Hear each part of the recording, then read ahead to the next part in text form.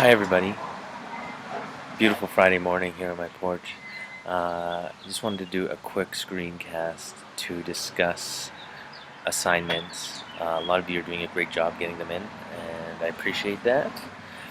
But I want, just to go through my thought process so you can kind of understand where I'm coming from as I mark your assignments, and kind of go through my thought process from your perspective, what I would do as a student. So here up on the screen is the list of folders. Okay, you don't see this yet because all of this has not been published, but it will be published by the end of today. We're just fixing up some details, and you'll have a sense of everything. So if you look at the Dropbox folders, a lot of you have done the cause of World War I, have done the definitive battles, and a couple of people now have done the Vimy Ridge letter home. So, the first thing I would do as a student is look at the relative marks of all of these. Your culminating assignments are going to be the 10 markers. So you're going to have one of those per unit. That will be worth the most.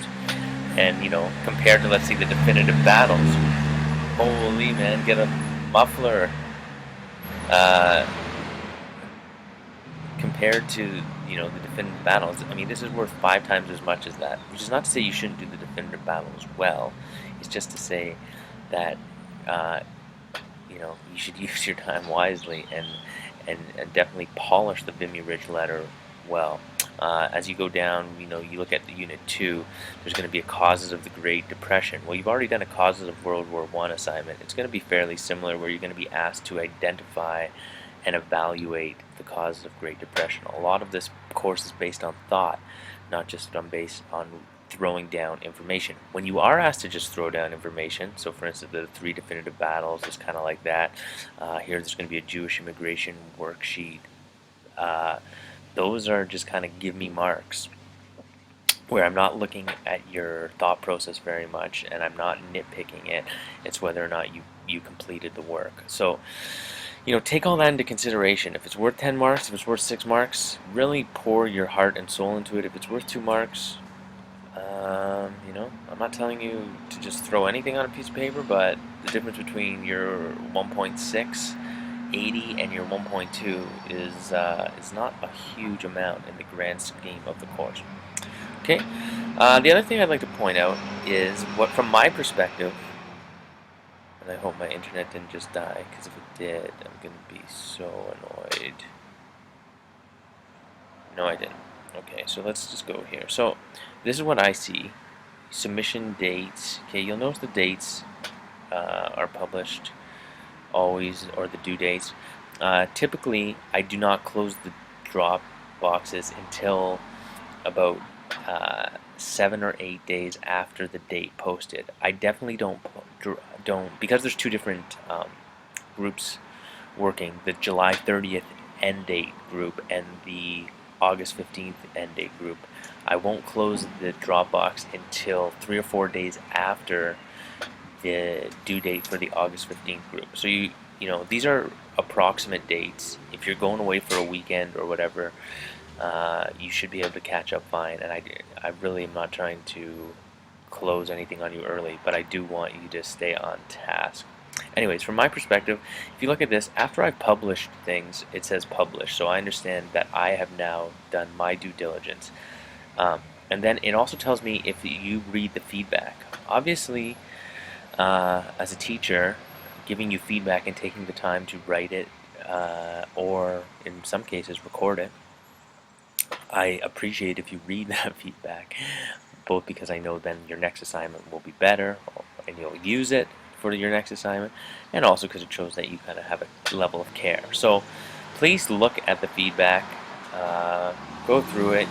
Feel free to argue the feedback too. If you think I missed something, or like I totally zoned out when I was reading your paragraph, and you want to call me on something, then that's fine too. But generally speaking, I think that's a good way to proceed.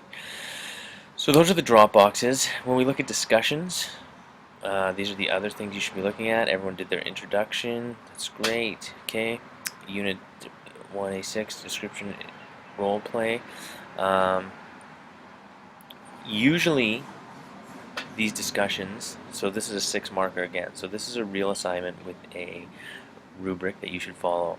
If the rubric doesn't include works cited, cite your work anyways. It's always best to be citing your work using the Chicago Manual as usual. It's easy to do. If you do it 30 times in this course, it will be ingrained in your head and it will be useful for you in the future. So just get in the habit of doing it. So that's one type. When it's 6 marks, that's great. When it's 2 marks, usually the discussion ones are informal discussions, which means, again, you're not under the same, it's not a formal post, which doesn't mean you shouldn't do it. It just means that when you're using language, it won't be evaluated based on your ability to use academic language. So far we have a couple posts here. Neethu put down a very detailed and very well answered discussion post, which is great. And then Marina here gave a great answer, which, you know, is an art in itself. Everyone should be working towards learning how to answer online and to offer valuable critique while at the same time being complimentary and being polite, and you know that eventually will translate in your working life into being professional.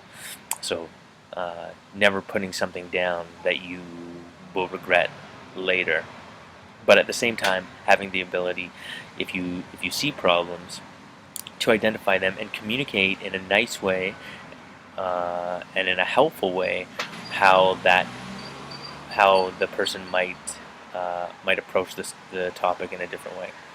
Okay, so that's about it right now. I just wanted to go through that. By the end of today, you should have your the rest of your assignments posted, and feel free to contact me if you have any questions.